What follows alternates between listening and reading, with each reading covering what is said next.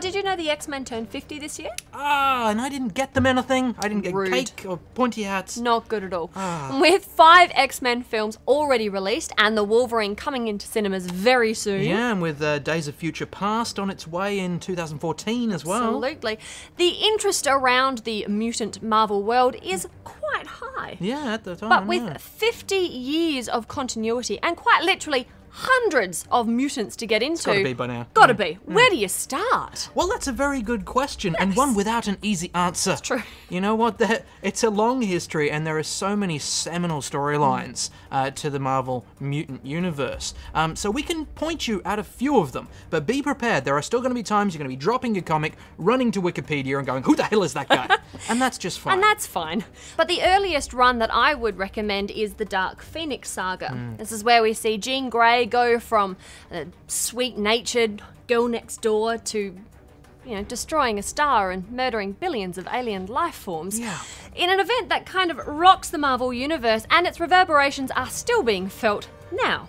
Yeah, with things like Avengers vs. X-Men, Correct. of course, yeah. Now, moving on into the 90s, from there, we have the X-Men having to deal with the legacy virus. Not your common cold. Which is pretty rough, along with still having to deal with harassment from the general population, who hate and fear them, while still, for some reason, being able to think that other superhero groups like the Avengers are awesome.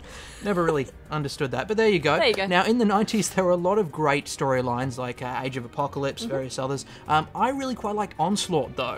It could be hit and miss, but the basic concept, you've got elements of Magneto's and Professor X's minds melding together to create this being of pure psionic force that was damn near unstoppable. That was pretty awesome. It was. Now, some of the earlier titles can be a little difficult to get your hands on, so let's move slightly more modern into something that might be a little easier. Astonishing X-Men Volume 1 is a bit of a reimagination of the X-Men under the authorship of Joss Whedon.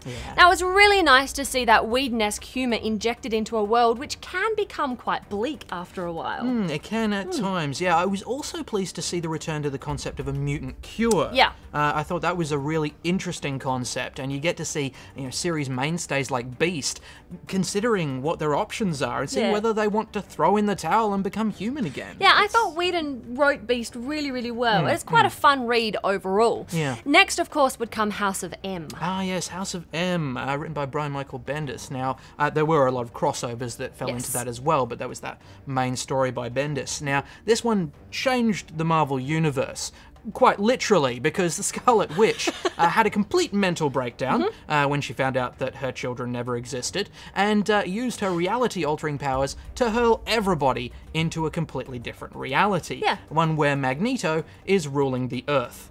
Yeah, well, now, again, this is an event that really still reverberates within the Marvel Universe, and it kind of brings us to one of my favourite event crossovers, Messiah Complex. Ah, yes. The first mutant baby is born after the decimation of House of M, and quite literally everybody wants a piece of her, the poor little thing. Yeah, it is a bit rough, but yeah, it's a fun one. And for all that, you know, the mutant population has been culled from millions to hundreds by this point, there's still a heck of a lot of faces you may or may not recognize. So it might be Wikipedia time. Definitely. This one is fun. It's a rip-roaring, time-jumping, explosion-having ride that will lead you nicely into the events of Avengers vs. X-Men, and from there into the Marvel Now titles that we have. Indeed. Now, that's just a few suggestions that we've come up with. Our best advice always when you kind of want to delve into a new world is have a chat to the guys who work in your local comic book shop. They'll be more than happy to kind of set you on the right path. Maybe if there's a particular character that you would be interested in finding out a bit more backstory, have a chat to them. Yeah, so I mean, even if they don't have it, they'll generally be happy to order it in. Absolutely. Very helpful like that. And it's good fun getting into a new world, so get out there and get into the mutant world.